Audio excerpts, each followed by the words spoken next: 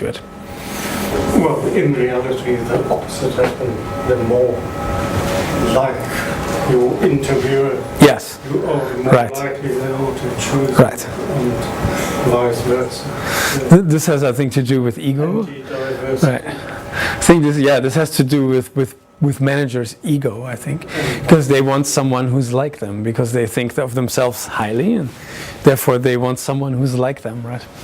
Yeah, this is a dilemma, I think, this also probably has to do with why you have, problems with gender equality and things like that, right? It's because, I'm a guy, I know what a guy is like, and I want another guy, so sort of, it's the people want to intuitively minimize the diversity. I think I'm built slightly different from the average manager, but yeah, there's a problem.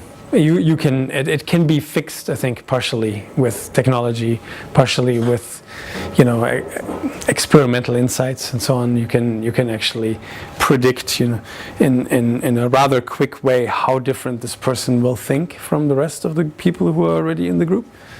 And you can use those types of tools to make better hiring decisions, which I agree. It's mostly about actually, one of my advisors, his name is Scott Page, and he wrote a book about that exact. He did a lot of he was part of a lot of the research that had to do exactly with what you're saying about, what you're talking about, that Kahneman actually mentioned as well. Yeah, that's right. Diversity is the key to collective intelligence. Yeah. To pick up on that, there's actually the last year or so about sort of deliberate bad actors in various systems, like Facebook, for instance, and the effect that they can have by, you get these game theory models where a very small number of bad actors is sufficient to tip a population over and turn them from one way of thinking to another. I'm just wondering how that plays in this world. Well, bad actors, generally what that means is that you're in some sort of game, right? In some kind of game structure where you can cheat, or where you can do something that is advantageous to yourself but not to the group, right? So that's a really interesting thing that technology can fix, essentially, because you can set the incentives such that you can set the incentives any old way, right? You can literally decide what the structure of the game is in such a system. And when people bet about things that are either going to materialize or not materialize in such things, right, they have the incentives to, if you set it up in the right way, they have the incentives to state just their true beliefs. If they state anything else, they would believe that they themselves will lose money by their own strategy, right? So you can set it up in such a way that individuals will always benefit the collective, and they know it. And they know that the only way to benefit themselves is to benefit the collective.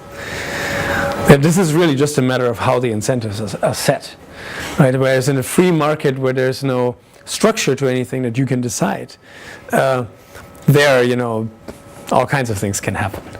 But when you actually, iterate on the structure of the game itself, right? Maybe you get something wrong sometimes, then you will notice that, because... Doesn't that rely on a certain amount of time for things to normalize out, whereas often when you go to a knowledge system, you kind of want quite a quick turnaround of the wisdom that it wants to deliver. There's a possibility to kink that, basically, at a key moment, and it would still normalize back over time, but... I see, yeah. Well, yeah, you have to have a system that really works well on all time scales. There are certain decisions that really are meant to be by the organization would benefit if there was a longer term view on the problem, and certain problems the organization would benefit more if the horizon was shorter, right? So you can actually tweak all of that. You really can set all of the incentives in such a way that every decision that will benefit you will benefit the organization, and there's no way to get around it, right? Because your benefits are directly tied to the benefits on the organization. Like if you're going to get a share of something, right, it better be big, right? And so if the organization has a bigger pie, right, and if the only thing that really links you to your benefits is through getting some of that pie, right, obviously, you're going to benefit more when the collective benefits. You see what I mean? Like, I can, but I wonder if more like in social systems and, yes, society, yes, where what's good and what's bad is entirely it's a very hard thing to define. Yes. What is for the general good. And it is, but this is also if you want to grow your shareholder value or improve your right. your hedge fund, they're much more objective measurements, and you can see how you can drive towards that.